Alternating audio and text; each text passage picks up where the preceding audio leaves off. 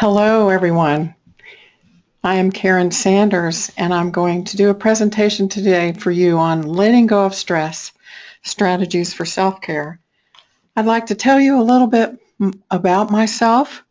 I have a baccalaureate of science in nursing from Old Dominion University.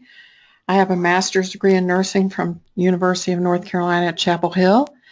I have 40 years of clinical experience primarily in acute care facilities, including a stint as a practice administrator in a busy vascular surgery and interventional radiology practice. And I was also a department leader in a medical rehabilitation hospital. I hold two certifications, one as an advanced holistic nurse, board certified. I've been that way for 6 years. I also hold a certification as a health and wellness coach, board certified. I'm currently starting a private practice as a holistic transitions coach for nurses and as an RN patient advocate. I also work part-time as a clinical nursing faculty at South College in Asheville. I'm also an assistant faculty with Wisdom of the Whole Academy, helping to teach nurses, coach, and learn coaching principles in a 60-hour telephonic course. And lastly, I work as an instructor for the North Carolina Board of Nursing, teaching RNs who are in disciplinary action, a 24 contact hour course on ethical legal decision making. The picture on the front of this presentation is called Phoenix Nurses Path to Renewal. I've spent many hours talking and coaching nurses who have lost their licenses in the state of North Carolina, secondary to making life-changing mistakes when working with great amounts of personal stress and great amounts of job stress. My three passions include teaching self-care strategies to nurses in a stress-filled world, which includes personal, job, and sometimes school stress. My second passion is in working as a holistic transitions coach, helping nurses find the best job in healthcare that resonates with their soul work. And lastly, my third passion is working with healthcare facilities, creating healing workplaces that are available to nursing staff using creativity and low cost to create healing, nurturing environments for nursing staff. So it is my great pleasure to talk to you today about letting go of stress strategies for healthcare. So let's get started. Let's talk about the objectives for today.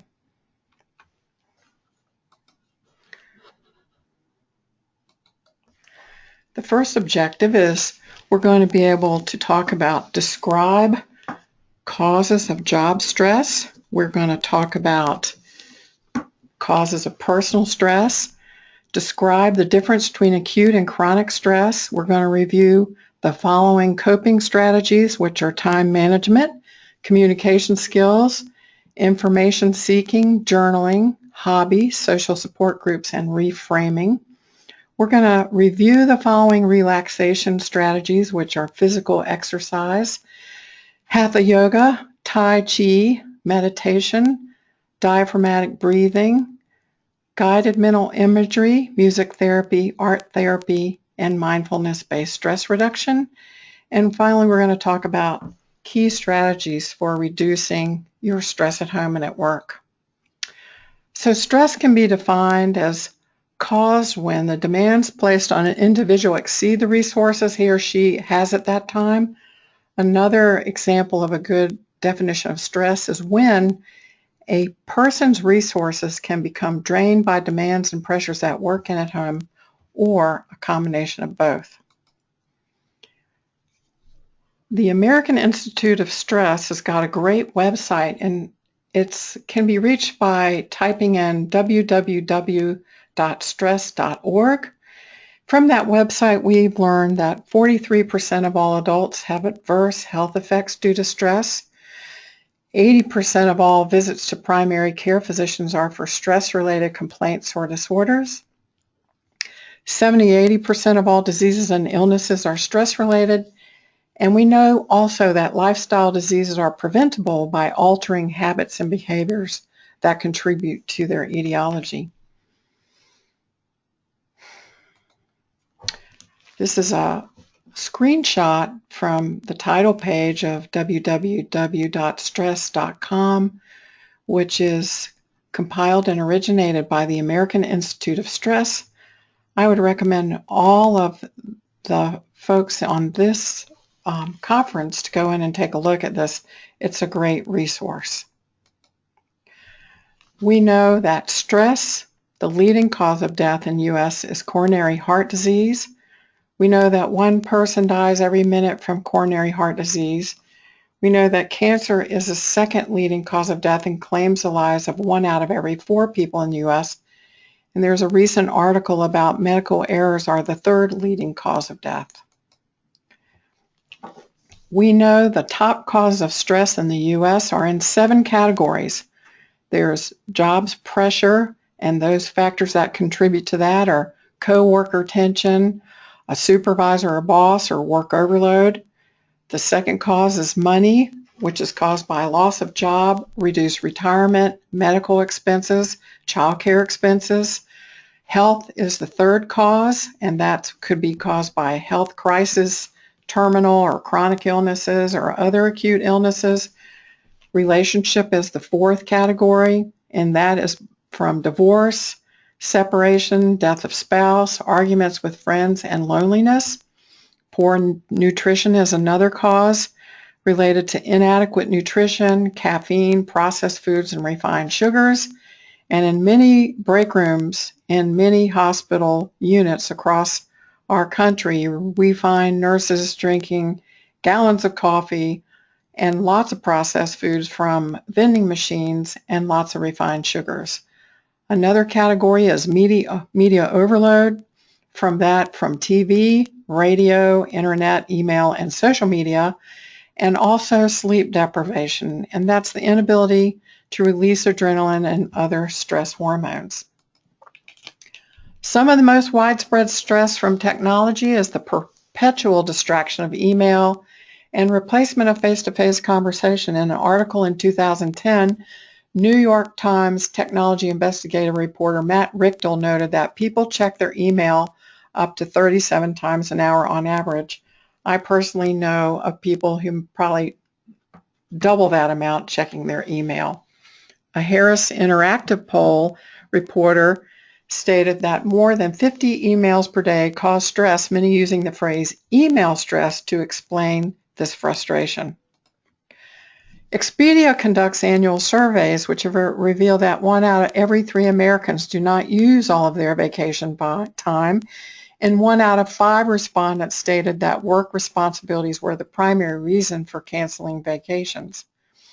So, causes of job stress are lack of clear job descriptions, commuting and traffic difficulties, keeping pace with technology, inadequate child care, poor working conditions related to lighting, ventilation, and noise, sexual harassment, and workplace violence. In the nursing literature, we find causes of job stress are related to workload, shift work, work schedules, including on-call schedules, interpersonal conflicts with physicians, supervisors, and peers, inadequate preparation to do the job, dealing with death and dying, uncertainty concerning treatment, inadequate time to complete job responsibilities, inability to voice concerns, and too much to do with too few resources. We know that there's causes of occupational stress and nursing turnover. This is a great quote. Nurses who are more satisfied with their job are more likely to remain in the workforce and to be committed to delivering high-quality patient care. And we also know that compassion fatigue, chronic grief, emotional and physical exhaustion lead to significant burnout and prolonged job dissatisfaction in the nursing profession. Nursing turnover, there are some surveys of newly licensed hospital-based nurses that have shown that 43% leave their first jobs within 3 years of employment. We also have a metric that says 77% of hospitals are now feeling beginnings of a nursing shortage. And lastly, an overwhelming majority of RNs believe that current staffing levels are inadequate and that workloads are excessive. There is a website that I went to today called Fierce Healthcare, which talked about, had another article that says nurses say profession is changing for the worse. So a lot of information about nurses being stressed in the work life. Personal stressors also contribute to nurses' stress. Personal illness of self, parents, partners, spouses, children, and other family members, financial difficulties, problems with children or childcare, divorce or separations, car and transportation issues, and legal challenges. For some nurses who are going back to school to get their baccalaureate degrees or to get a master's degree or other higher degrees, there's college stress. So that might be roommate dynamics, professional pursuits, academic deadlines, financial aid or loans, budgeting money, lifestyle behaviors, peer groups, pressures, friendships, intimate relationships, and professional career path. So for the healthcare organization, stress can result in staff absence, increased staff turnover, increased costs, more stress, health and safety issues, and a reduction in compassion and caring. So when our thoughts and our beliefs and attitudes, opinions and perceptions are challenged or changed, our ego is often threatened and the stress response is the outcome. It's very important that we intercept that stress response in the mind before it cascades down as a rush of stress hormones into the body to cause potential damage. I like this quote, which says, nurses practice low levels of stress management, physical activity, and general self-care and healthy diet choices. Lack of self-care results in fatigue, stress, burnout, errors of omission, actually errors of commission, slowed reaction time, attention lapses, poor problem solving, reduced motivation. So I want to just review briefly 3 systems involved with the physiology of stress. And those would be the nervous system, the endocrine system, and the immune system, just to review, to all put us in touch with what's going on with our bodies when we think about stress.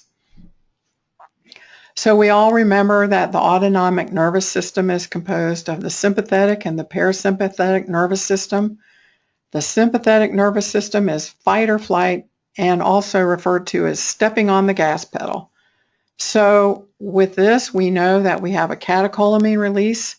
We have epinephrine or adrenaline and norepinephrine that are released at synapses, causing increases in heart rate, myocardial contractions, vasodilatation of arteries and muscles, constrictions of arteries and working muscles, dilation of pupils and bronchi, increased ventilation, reduction of digestive activity, and release of glucose from the liver.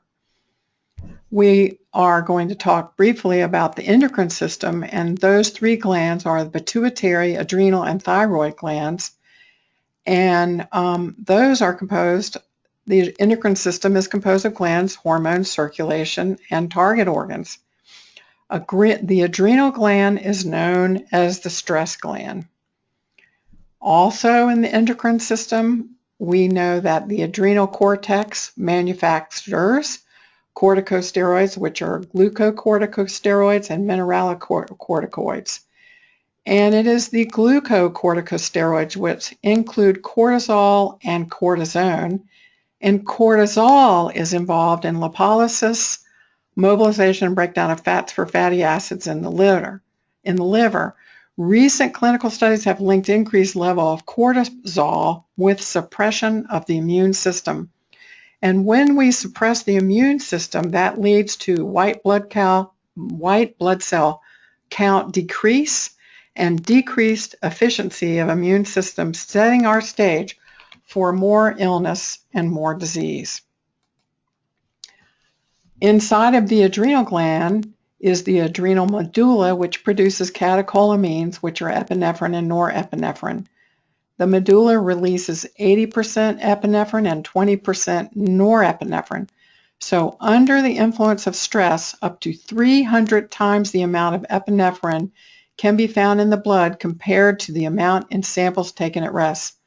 These hormones secreted become a toxic chemical cocktail if they persist in the body for a long time. So the effects of hormones released by the adrenal cortex are prolonged and can activate functions from minutes to hours, and because of high levels of cortisol, stress can compromise physiological symptoms. And just reviewing the thyroid briefly, thyroxine and other hormones can double one's rate of metabolism, and we know that thyroxine productions take several days, and it may be 10 days to 2 weeks before visible signs manifest as significant symptoms. So why is it, you say, do you come down with a cold or a flu a week after a very stressful encounter rather than the day after? We see this a lot after the Christmas holidays when our houses have been full of relatives and family members staying with us. And then 2 weeks later, it's interesting to note that a lot of people come down with viruses and all kinds of things 2 weeks after the Christmas holidays, for example. Lastly, the immune system is critical in a physiology of stress, and we know that the bone marrow has stem cell production, which eventually become B cells. And the B cells discharge antibodies to eliminate pathogenic microorganisms that contribute to infectious disease, including viruses and bacteria. We also know that there's the thymus, which promotes stem cell maturity to T lymphocytes or T cells, and we know that T cells destroy our mutant cells. Psychoneuroimmunology is the study of intricate interaction of consciousness or psychology, brain and central nervous system, neurology, and the body's defense against external infection and internal aberrant cell division, which is immunology. We know researchers have known that behavioral and psychological events can influence the immune system, and new research is showing that the immune system sends signals to the brain that potently alter neural activity and thereby alter everything that flows from neural activity, mainly behavior, thought, and mood. So we know that the immune system and the brain talk to each other. And when you really distill this down, our thoughts produce our reality. Your thoughts produce your physiological and your emotional response to your environment. So your thoughts produce stress. Your thoughts produce physiological impairments.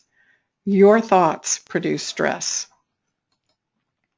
Stress-related disorders are some of these.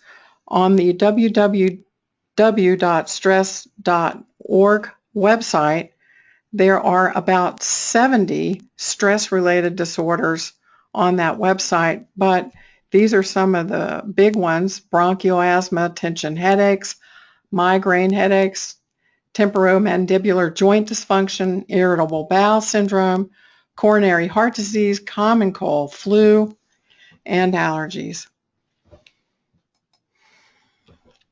Others include rheumatoid arthritis and lupus, ulcers and colitis, and cancer, being a very large group of diseases, all characterized by uncontrolled growth and spread of abnormal cells. So in summary, when we look at the physiological changes resulting from stress, that 70 to 80% of all diseases are stress-related. Stress is perceived threat to one's mental, physical, emotional, and spiritual well-being. Stress-induced changes include enlargement of the adrenal cortex, including constant release of stress hormones, significant decrease in white blood cell counts, and atrophy or shrinkage of lymphatic glands such as the thymus gland, spleen, and lymph nodes. And then just again, common stress disorders include asthma, headaches, TMJ, irritable bowel syndrome, coronary artery disease, common cold, flu, and allergies. So, lack of self-care results in fatigue, stress, burnout, errors of omission, errors of commission, slow reaction time, attention lapses, poor problem solving, and reduced motivation. So the best stress management program addresses the causes of stress, which are coping skills and the symptoms of stress, and relaxation skills to promote well-being. So I'm going to go through these two groups of stress management skills. So effective coping strategies at home and at work is to look at that as the purpose of effective coping skills is to increase your awareness of the issue and work towards a peaceful resolution. I'm going to take a sip of water.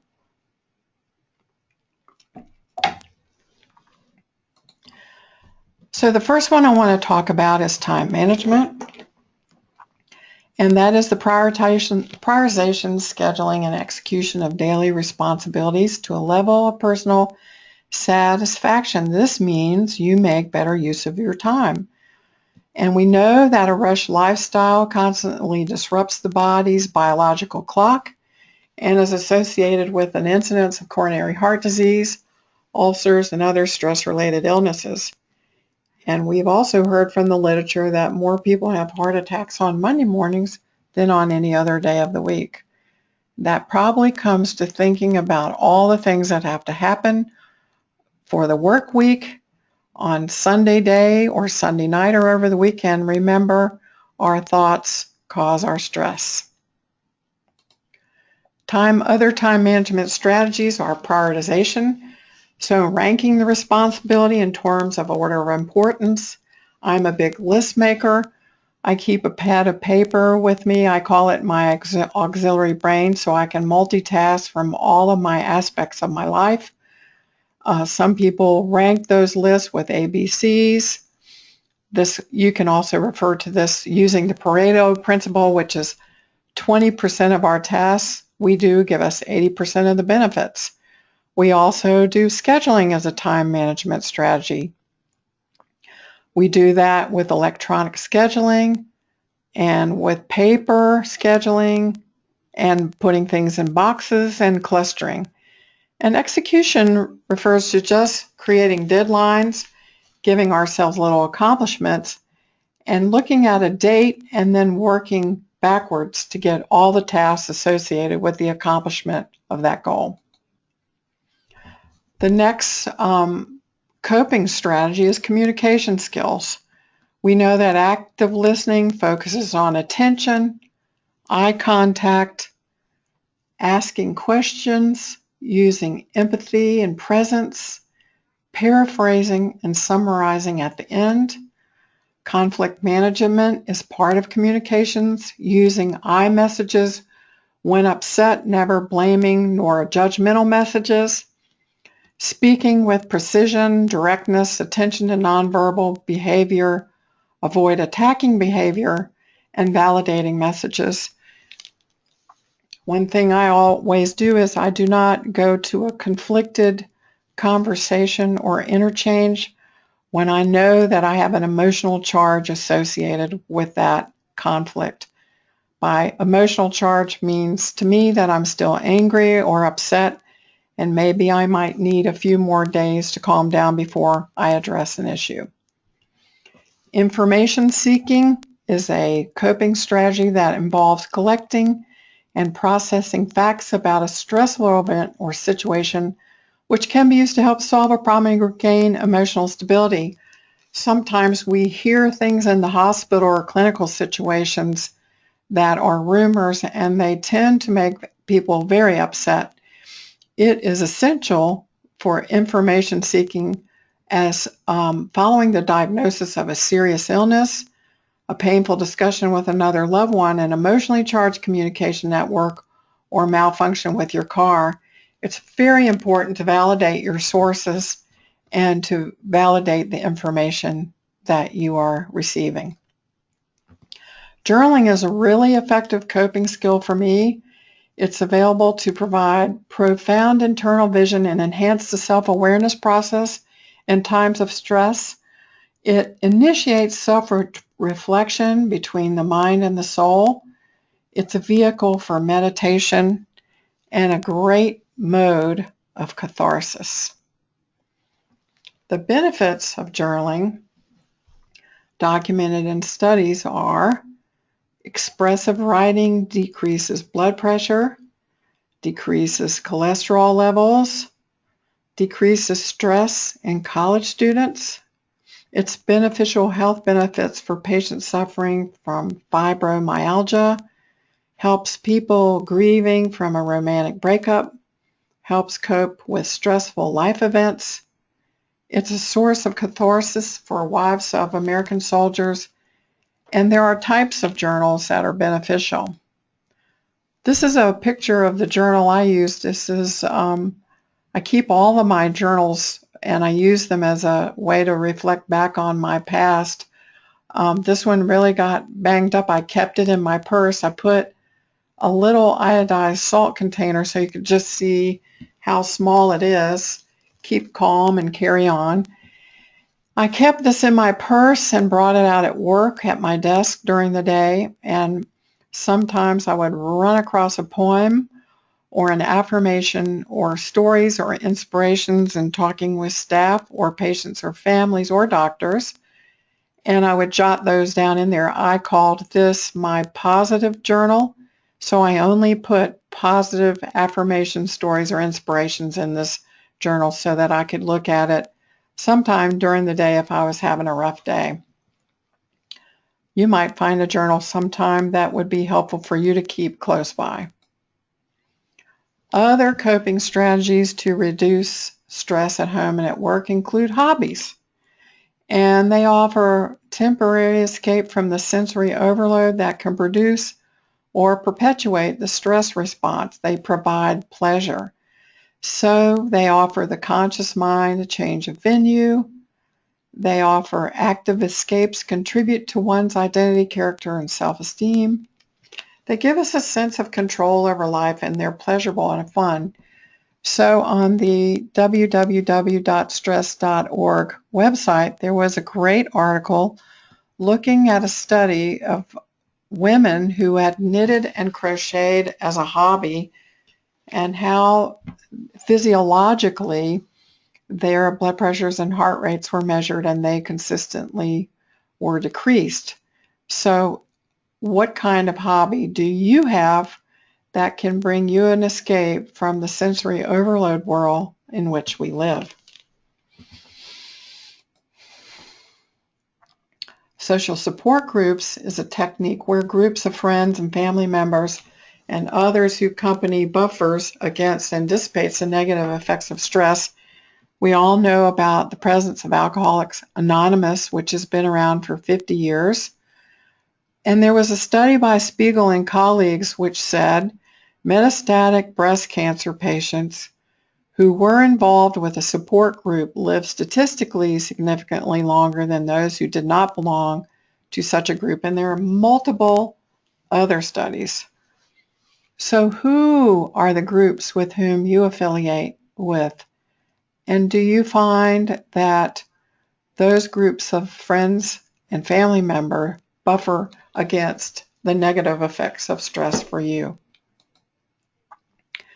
Reframing is one of my personal favorites in terms of a coping strategy, and it is the thought process where a negative perception is substituted for a neutral or positive one without denying the situation. So you look at the same situation from a new vantage point and you find some good aspect in it. So tools to assist with this process include humor, positive affirmations, creativity, and talking with a friend or a loved one. Positive affirmations are designed to bolster self-esteem. So interestingly, the unconscious mind does not acknowledge negative thoughts such as, I will not get nervous, but it instead interprets that comment as, I will get nervous. So an example of reframing or redirecting your negative thoughts to positive thoughts with an affirmation might be something like this. So let's say you're working your third 12-hour shift in a row in a busy hospital unit, and you're tired and you're worn out. You have bills to pay, you have children to take care of, you have a sick pet, you have to get up in the morning, and you have to go do your third 12-hour shift. So instead of saying, I really hate going to work, you can reframe that by saying, I am so grateful to have the opportunity to work tomorrow so that I can pay my bills, so that I can have the money to go to the grocery store and buy food and to do the things, some of the things that I really like to do. I'm grateful I have a job. That's an example of reframing or redirecting your negative thought. So we've looked at some of these coping skills whose purpose is to increase your awareness of an issue and work towards a peaceful resolution. And those include time management, communication skills, information seeking, journaling, hobbies, social support groups, and reframing.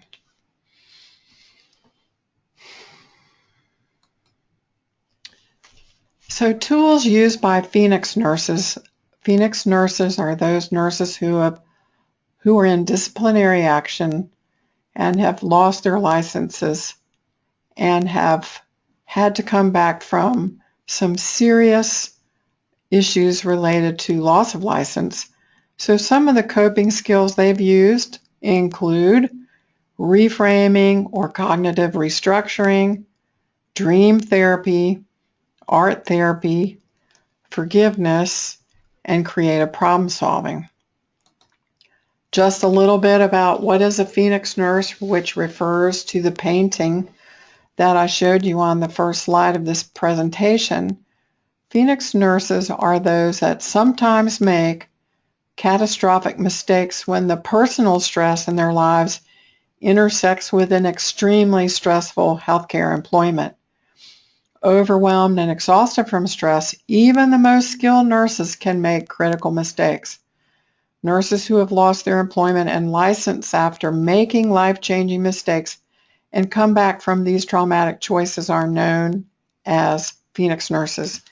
It has been a tremendously wonderful experience for me to work with Phoenix nurses after they have lost employment, lost financially huge amounts of income, and have gone a year through great introspection and looking at their mistakes and knowing what happened and forgiving themselves, and then putting their shoes back on and walking up those hills, coming back to terms with who they are, and then coming and re-entering into the nursing workforce. Their stories have been phenomenal, and I've learned so much from them in terms of what they did in their lives, managing their stress with their personal stress and their work stress, and the strategies they now employ to prevent those kinds of mistakes from happening again. Relaxation strategies. The purpose of relaxation techniques is to return the body back to a sense of physiological homeostasis. So we're going to talk about those strategies now. So there is physical exercise, hatha yoga, tai chi, meditation, diaphragmatic breathing, taking a pause, guided imagery, music therapy, healing touch, mindfulness-based stress reduction, and art therapy. So a lot of us already know that there are many physiological benefits from physical exercise, which include decreased heart rate, decreased resting blood pressure and muscle tension, decrease cholesterol and triglyceride levels, body fat, improve body composition, decrease bone demineralization, and decrease rates of aging. We also know that physical exercise gives us better quality of sleep, increased resistance to colds and illness, and increased tolerance of heat and cold through acclimatization.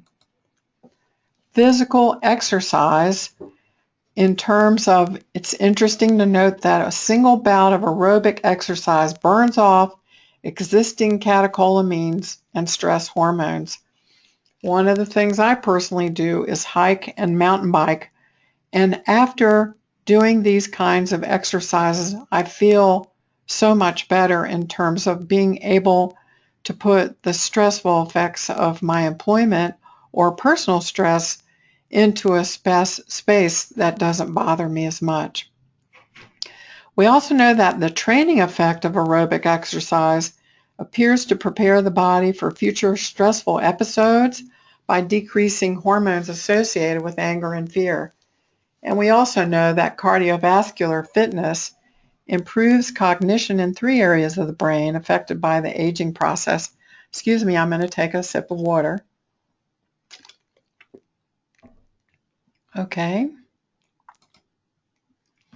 Psychological benefits of physical exercise are that we have an improved sense of self-esteem, a sense of self-reliance and self-efficacy.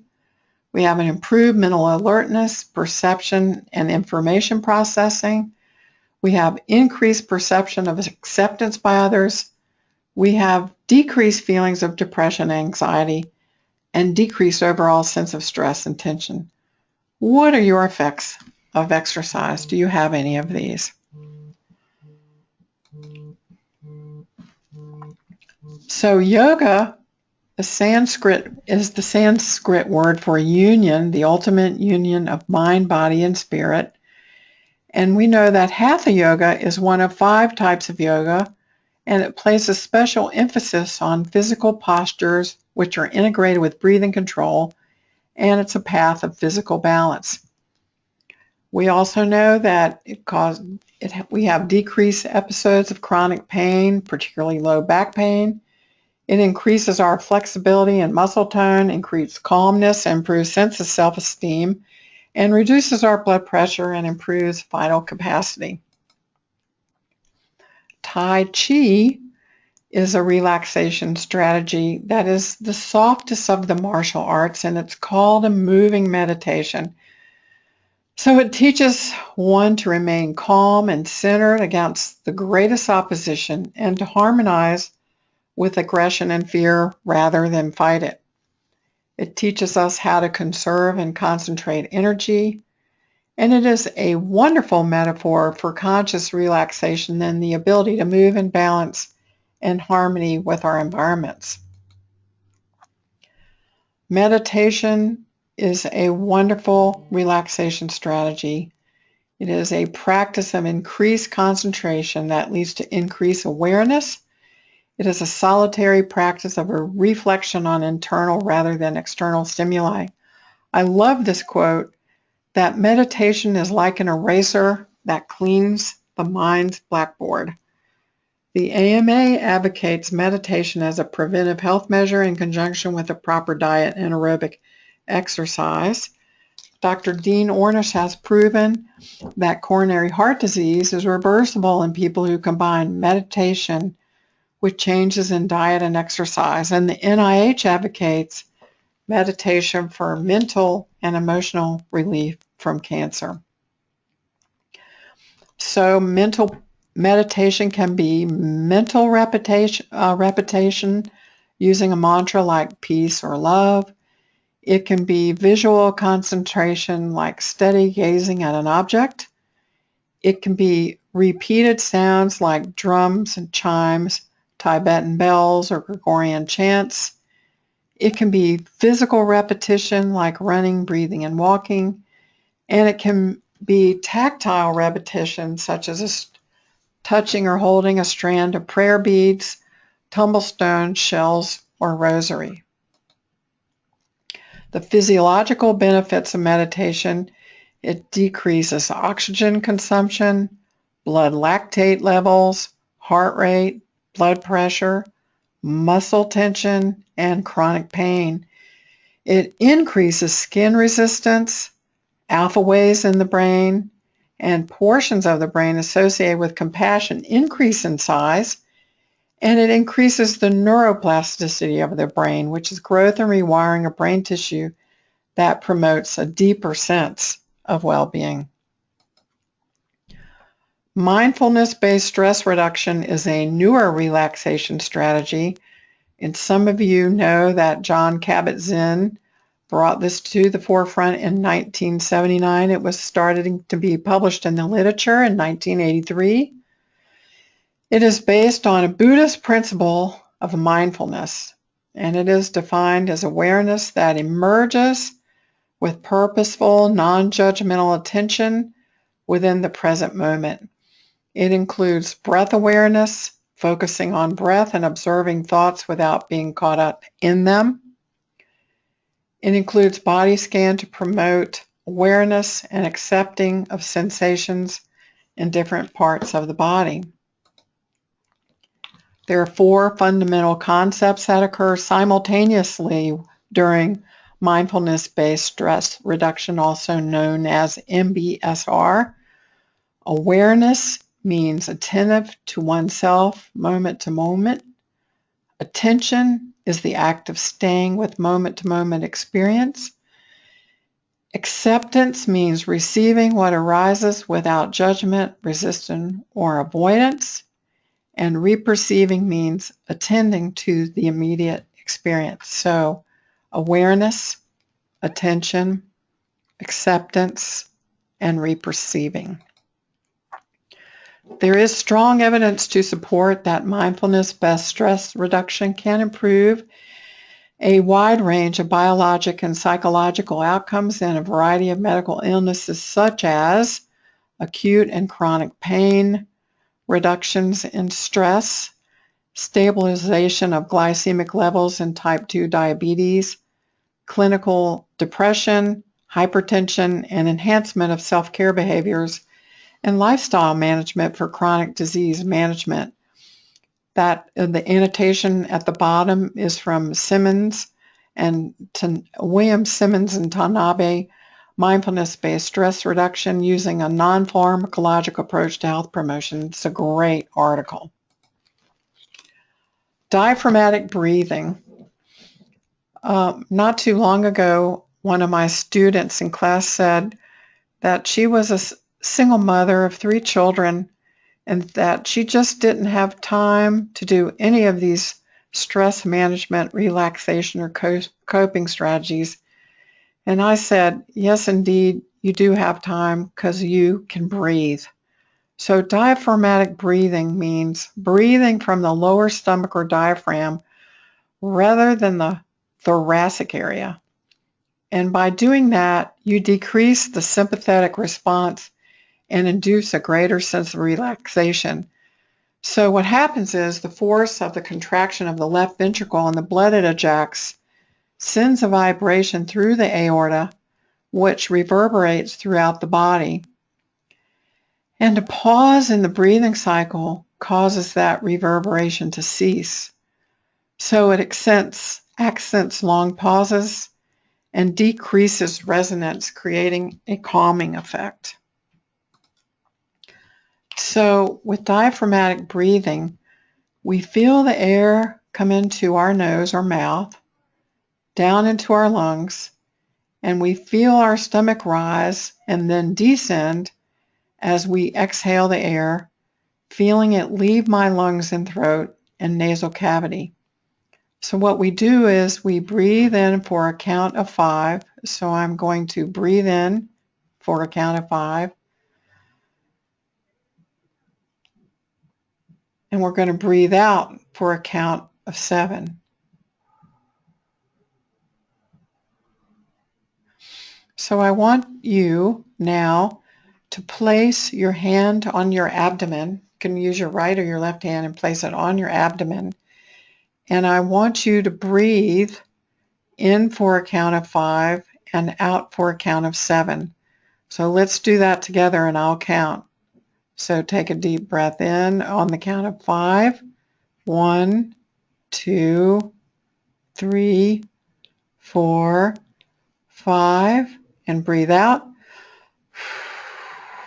1, 2, 3, 4, 5, 6, 7.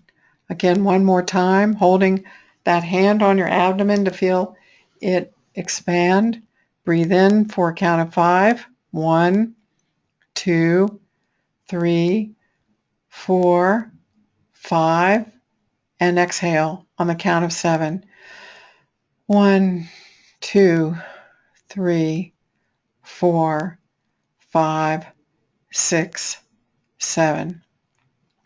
We know that diaphragmatic breathing with a count of 5 on the inhale and 7 on the exhale does decrease our heart rate and our blood pressure. And in my previous position as a director of acute care and healing arts at Transylvania Regional Hospital, one of the things I would do is go into a bathroom and quietly breathe to help me get a sense of my own breathing, and by breathing in and out, bringing my heart rate and my blood pressure down.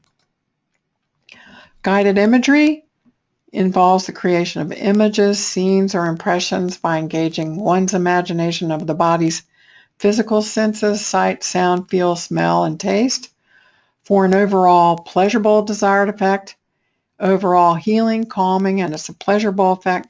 And in terms of supporting the use of guided imagery, a meta-analytic review of 46 studies suggests that guided imagery may be helpful for managing stress, anxiety, depression, and pain management. Music therapy seeks to achieve relaxation by listening to music, and its ability to experience an altered state of physical arousal and mood through processing a progression of musical notes. It enhances creativity through spontaneous mental imagery, and mental music can be used as a modality to decrease episodes of chronic pain. So in my travels back and forth between my work, I turn on a CD of Native American flute music, which brings me right to a place of calm, quiet relaxation. What kind of music do you use to enhance your creativity, your mental imagery, and to decrease episodes of stress?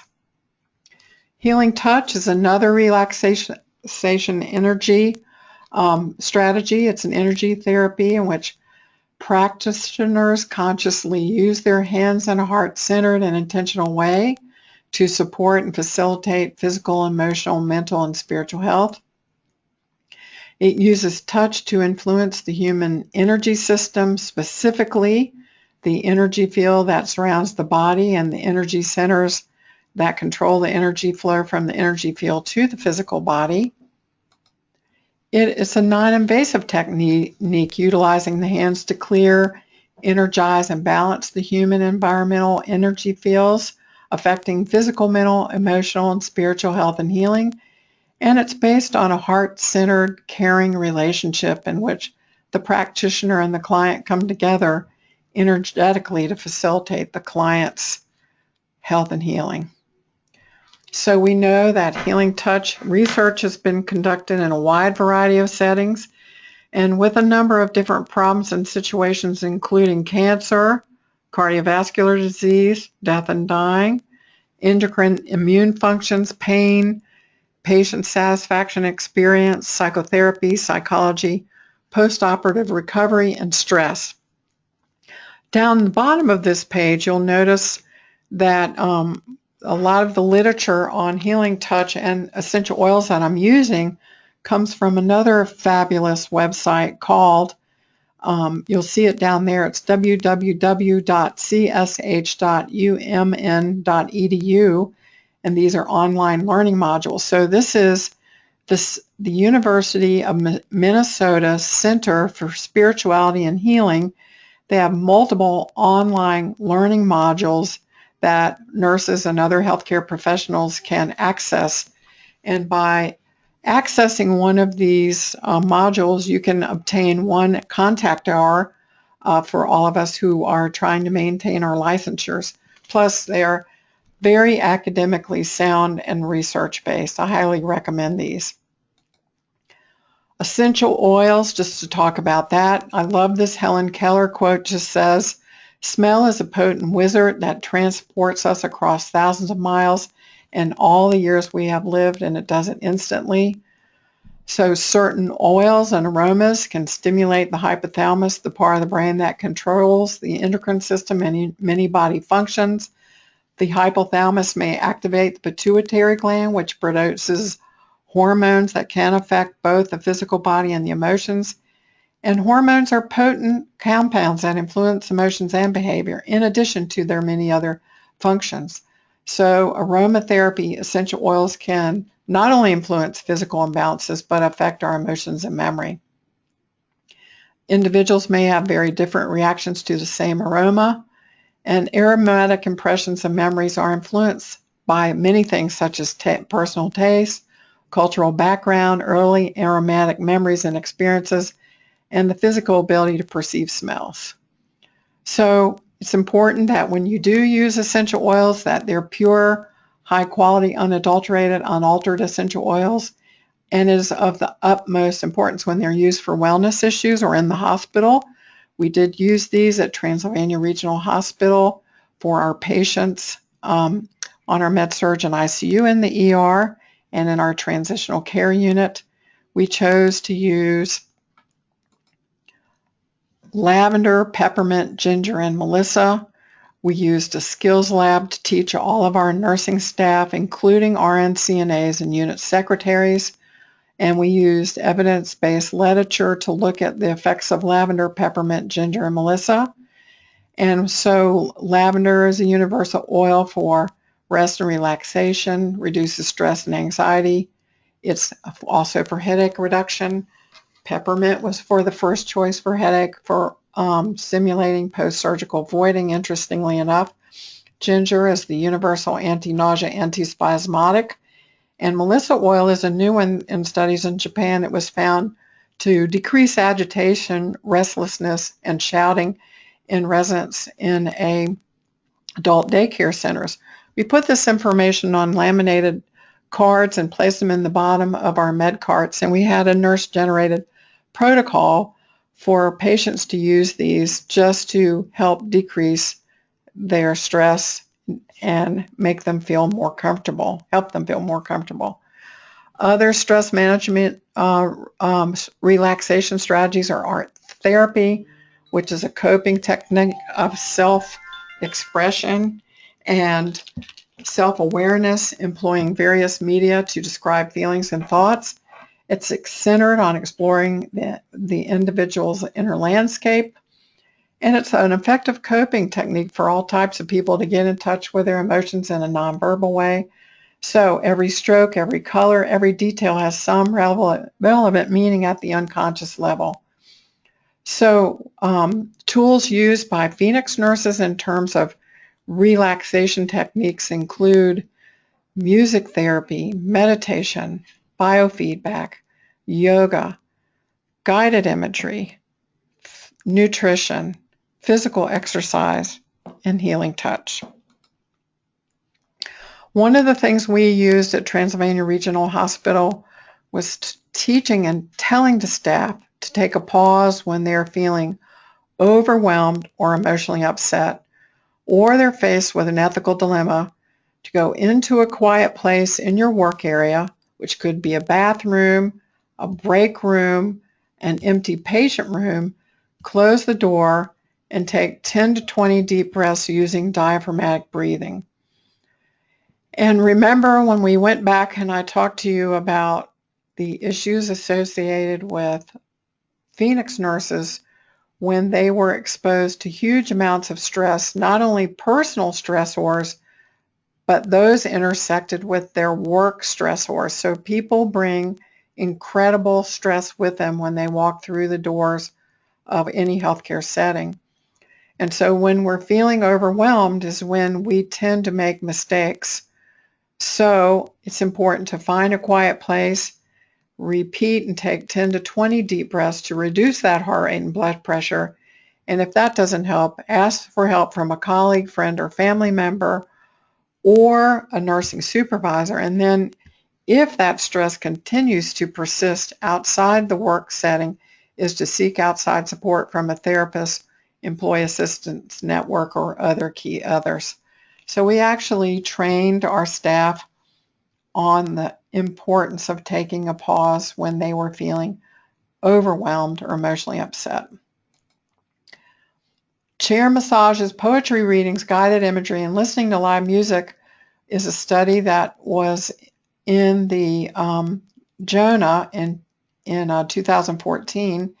And what they found is the reduction of unpleasant, tension-producing emotions nurses typically experience at work leaves them with more peaceful and being more energized after having chair massages, poetry readings, guided imagery, and listening to live music. So the implications for nursing practice are huge, and that is higher levels of stress are associated with lower levels of health-promoting activities. And programs led by nurse leaders aimed at increasing physical activity, improving stress management, and increasing health responsibility may be beneficial. Nursing administrators and leavers may serve as role models and establish the culture of the work environment. And nurses who address their own health are likely to be better role models, not only for themselves, but as teachers for patients and families. So today we've talked about the causes of job stress, the causes of personal stress, and we've reviewed the following coping strategies: time management, communication skills, information seeking, journaling, hobbies, social support groups, and reframing. And we've talked about the power of relaxation strategies that bring us back to a place of homeostasis, which include physical exercise, hatha yoga, tai chi, meditation, diaphragmatic breathing, guided mental imagery, music therapy, and art therapy. And we've talked about how important these are in reducing our stress at home and at work. If you would like to contact me about any of this content after viewing this in service, you can call me on my cell phone. You can also email me at kcsandarella@gmail.com. And you can also connect with me at my website, which is rnpatientadvocacync.com. It has been my great pleasure to talk to you today about letting go of stress, strategies for self-care. I hope that you have found that this has been helpful and will help you embrace some of these wonderful stress management strategies. Thank you for your time today.